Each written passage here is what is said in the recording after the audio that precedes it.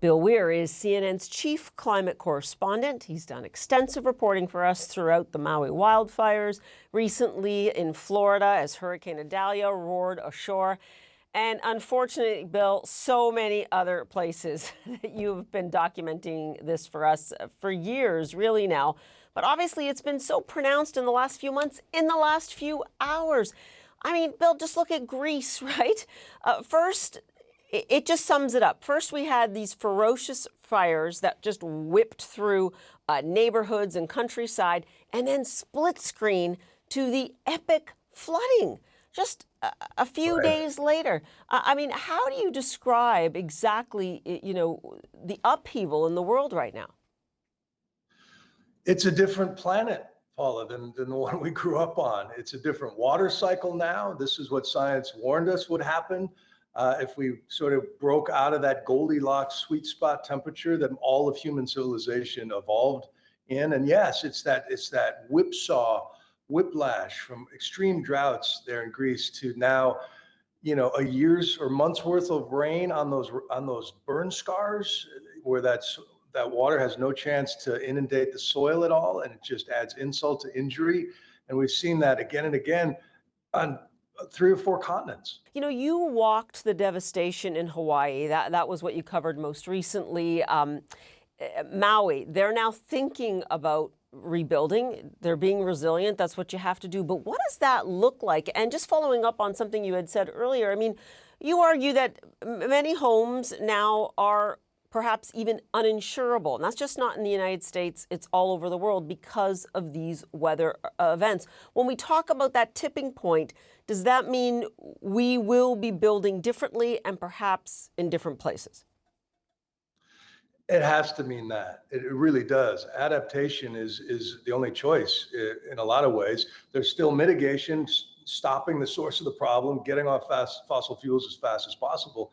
But yes, 5 major insurance companies in the United States just reported to regulators that they're going to stop offering coverage for the most common disasters in these areas. So if you're in California, they won't cover you for fire. In Florida, for wind or hail, hurricane damage. And when suddenly you have to take all the risk of living in your version of paradise, that changes everything. It's impossible to get a mortgage. That affects real estate values, and those tax bases pay for teachers and policemen. So it's almost an economic dust bowl that comes before sea level rise is lapping up on Miami Beach, for example. And yet, even with the evidence literally just right under our feet, people are still in some way, shape, or form in denial about this. I mean, when we look at the Burning Man Festival, we just had it in Nevada, that went from a dust bowl to, basically rivers of mud. We had flooding in Vegas. We had all of that water in California earlier this year. Do you worry that these snapshots, these data points, will give climate deniers, especially those with corporate interests, a little bit of ammunition? Well, I think denial is always going to be a good business for certain special interests. The Saudi Aramcos and the Exxon Mobils of the world, they're reaching their highest profits ever. They're enjoying the biggest subsidies ever. And people who are sort of upset about the climate crisis don't pick at gas stations. It's sort of, those fuels are just entrenched in our lives deeply, right? And so the question is, how long does that social license last? How bad does it have to get before the C-suites of these influential big polluters change their ways? But in the United States, for example, a Pew poll recently said just over half of Americans think that climate change is a threat to the country, but it's so partisan. It's 76% of Democrats, 23% of Republicans. So denial is still a plank in a major party's platform in the Western world at a time when science is telling us everybody needs to be sort of decarbonizing and rowing in the same direction. And, I went to go and cover the Canadian wildfires. What I saw there was surreal in terms of the kinds of things they now have to do for fire mitigation. But to put a fine point on it, this is Canada's worst wildlife season in history. It's not over, by the way. And it's something that we all should worry about, right? I mean, the landmass that's burned in Canada, including boreal forest, is larger than the size of most countries on the planet. When you talk about the tipping point, do you worry that that's going to have a cascading effect? I mean, as we look at now, by the way, the implications, we saw all the smoke coming down to the United States this year from those fires. Yeah, there are, I've talked to scientists who say it's impossible to model what certain parts of North America will look like in the Pyrocene now, the age of fire, because we don't know what's going to grow back. We have no historical record to understand this behavior. Even some believe that dinosaur extinctions were caused by massive wildfire outbreaks at a certain part in Earth's history as well.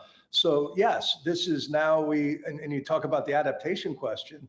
I'm doing stories on construction now, super efficient insulated construction, which makes sense for energy, but also gives you clean air in the age of wildfire smoke. If you can control the oxygen, the air in your house in a much tighter way, it's better for energy. It's also better for your lungs. And these are the thought processes that are kind of being forced on us now by the changing world. Stuff we took for granted, air, water, our food supply, security, these sorts of things kind of get upended when you can't count on the same consistent weather patterns that we grew up with right now. And so we're living through this sort of real world experiment, but it's not too late. There's still so much of our fate that is in our hands. I think every scientist would want to remind folks, it's just a matter of will and sharing the same story. When you look at the extreme heat waves that we have had this year, whether it's Europe, whether it's the United States, it is a reminder that in most places, developed places on Earth, that extreme heat is actually the leading cause of weather-related death. If I have to ask you, the beginning of this year, when it started, 2023, what is clearly etched in your mind? Because we always talked about this perhaps being a threat to our very existence. What do you say to people now that it is very real? Just this year, there's so many examples. To see Tulare Lake, a dead ghost lake in California, come back to life due to atmospheric rivers and just flood an entire valley that had been farmland before. At the same time, record drought is still ongoing. To see a place like Maui, paradise, the neighborhood, the chosen neighborhood of billionaires that you think is just a bubble apart from all these disasters, with so much indigenous energy there, to see them suffer in the way they are now. And there's always signs of hope. There's always that one home that was built in a resilient way that survived and is a model for comeback. The lesson, can we learn those lessons going forward? But I mean, it's a half dozen examples to tick off of how I'm going to remember 2023 from the extremes right here. But I do think the conversation is changing as well.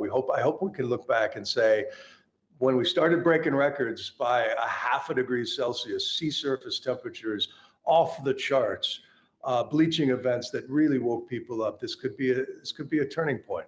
But you got to hope. Yeah, exactly. We absolutely do. And look, we have ticked through so many things that have already happened. The year isn't over yet, and this is by no means an exhaustive list. That alone should let everyone know what's going on here. Bill Weir, I can't thank you enough, and we'll continue to have this discussion with you on CNN. I hope so. Thanks, Paula.